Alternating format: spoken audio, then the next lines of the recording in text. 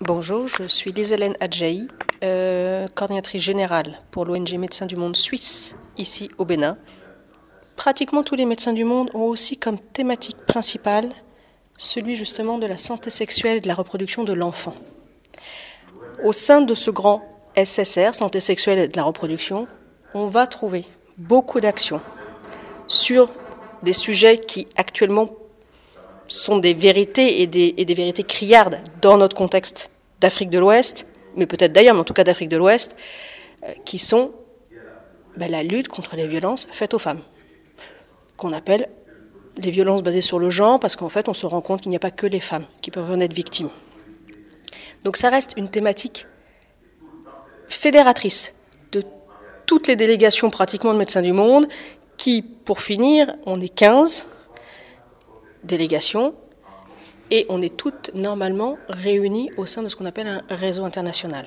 Donc c'est pour vous dire que ce que fait Médecins du Monde Suisse ici sur les violences basées sur le genre va avoir de l'écho avec peut-être ce que fait Médecins du Monde Allemagne au Togo, où, alors c'est pas pris de la même manière parce que les pays ont chacun leur environnement, leurs problèmes prioritaires ou pas, mais en tout cas ça va répondre à une attente un peu générale et surtout à une vision de Médecins du Monde en général. Alors, des chiffres, j'en ai pas comme ça de tête, et c'est un des sujets qui sort là à l'atelier, et c'est que justement, on en manque. On parle tous sur du feeling, on parle tous sur nos pratiques. On va avoir des violences basées sur le genre, sauf qu'il n'y a aucun système de documentation fiable dans aucun de ces pays-là pratiquement, et que c'est un des sujets, comment améliorer ces données pour pouvoir justement en faire presque une affaire nationale, d'État, parce qu'on sait que ça existe. Maintenant, il y a les psychiatres qui en parlent parce qu'ils reçoivent des femmes, il y a les gynécologues qui en parlent parce qu'ils reçoivent des femmes, il y a les infectiologues VIH qui en parlent parce qu'ils reçoivent des femmes. Une fois de plus, ça peut être des hommes, je le répète, mais c'est vrai que c'est majoritairement des femmes.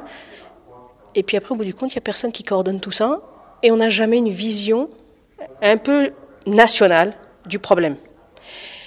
Maintenant, ce qu'il faut savoir aussi, c'est que on ramène beaucoup de ces violences, et on en parle effectivement beaucoup sur les femmes, parce que culturellement, physiologiquement, les femmes sont toujours un peu plus victimes.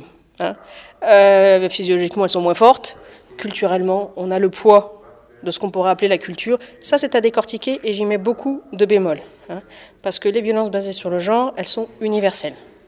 Et ce qui est déjà bien, c'est que cet atelier a été organisé avec 3 ministères clés qui sont la santé, la justice, les affaires sociales. Elles ont réussi à sortir 4 sujets qui étaient des sujets prioritaires où il fallait qu'à la rigueur, Médecins du Monde essaye de venir les aider. Donc ils ont réussi à prioriser 4 sujets qui étaient alors cette collecte de données, elle n'existe pas, qu'est-ce qu'on peut faire? 2, cette prise en charge telle qu'elle est actuellement au Bénin, a-t-elle besoin, oui ou non, d'un comité interministériel pour savoir de tous ces ministères qui tournent autour de ça, qui finalement va coordonner, avoir le lead et qui va être co-leader? Mais effectivement, il en faut un quand même qui est le chapeau de la coordination. 3, ce certificat médical existant tel qu'il est, mal rempli, quelles sont les raisons qui font qu'il est mal rempli et comment est-ce qu'on peut améliorer cette pratique? Et je vais avoir un trou sur le 4e, vous allez m'excuser beaucoup.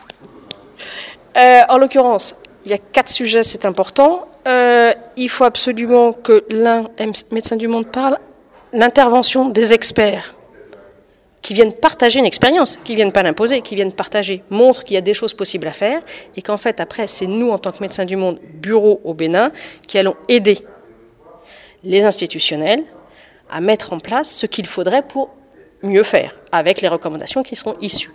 Donc, c'est pour ça que je modère sur l'impact en 2 jours.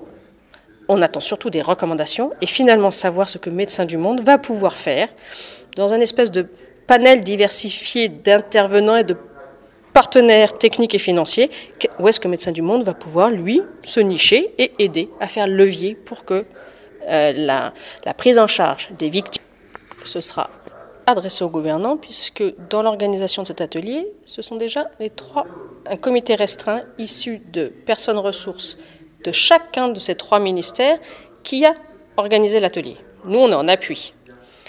À partir de ce moment-là, ces gens-là vont continuer à faire leur rôle d'interface. Ils sont personnes ressources au ministère, ils vont pouvoir revenir vers leur ministre de tutelle, ben voilà ce qui a été dit. Moi, je me charge aussi en tant que médecin du monde de me servir de cet atelier, des recommandations et des travaux et des résultats de cet atelier pour, ce qu'on dit au Bénin, gongonner hein, dès 2018 sur... Attendez, on a dit ça, on était tous ensemble. Hein. La demande ne vient pas de Médecins du Monde, mais bien justement de la partie nationale.